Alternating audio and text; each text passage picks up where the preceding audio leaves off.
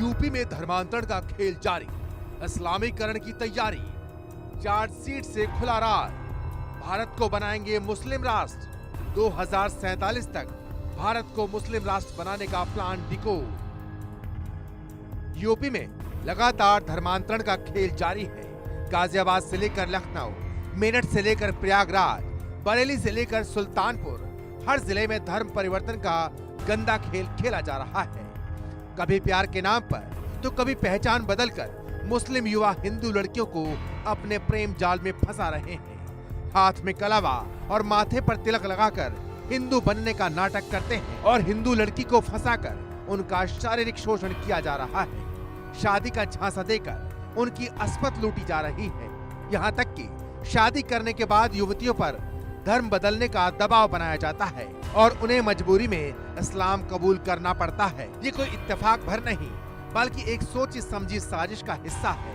ऐसी साजिश जो पूरे संगठित तरीके से अंजाम दी जा रही है, उसका पूरा खाका तैयार किया गया है और उसके लिए बाकायदा ट्रेनिंग भी दी जा रही है कि कैसे हिंदू लड़कियों को झांसे में लेकर उनका इस्लामीकरण करना है। इस्लामीकरण के इस गंदे खेल का खुलासा एसआईटी की चार्जशीट से हुआ है, जो उसने कोर्ट के सामने पेश की है। इस बात की तस्दीक उन 10 पीड़ितों के बयानों से होती है जो उन्होंने यूपी एटीएस के सामने दिए हैं। एटीएस द्वारा छांगुर के बेटे महबूब और उसके सहयोगी नवीन रोहरा के खिलाफ चार्जशीट में इन सभी 10 पीड़ितों को गवाह बनाया गया है। इन गवाहों में वो पीड़िता भी शामिल है जिसने महबूब और नवीन पर बलात्कार और छेड़खानी के आरोप भी लगाए हैं। सूत्रों की माने तो यूपी एटीएस की चार्जशीट 10 पीड़ितों समेत कुल 29 गवाह हैं। बाकी बचे 19 गवाहों में ज्यादातर पुलिस अधिकारी और कर्मचारी हैं।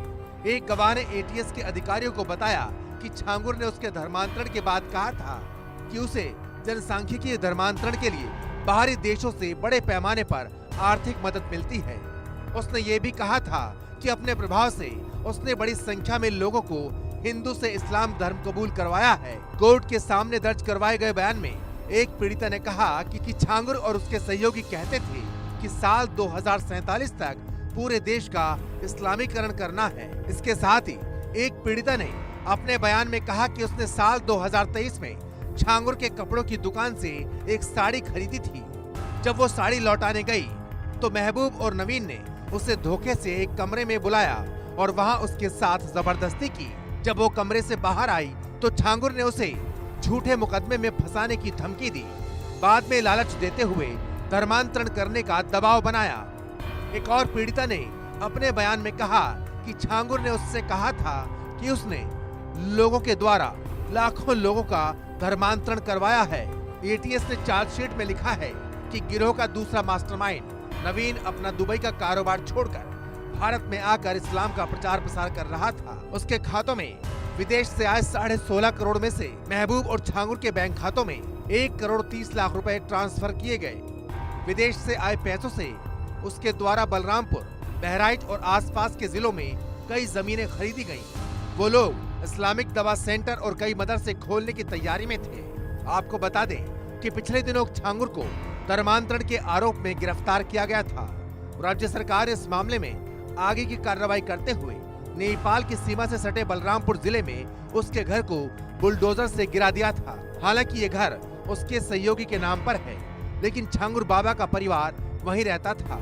तो वहीं एटीएस ने 8 अप्रैल 2025 को नवीन और छांगुर के बेटे महबूब को गिरफ्तार किया था। एटीएस ने नवीन और महबूब के खिलाफ धर्मांतरण के आरोप के साथ ही रेप और SC/ST एक्ट के तहत चार्जशीट दाखिल की है। Bureau report, India news.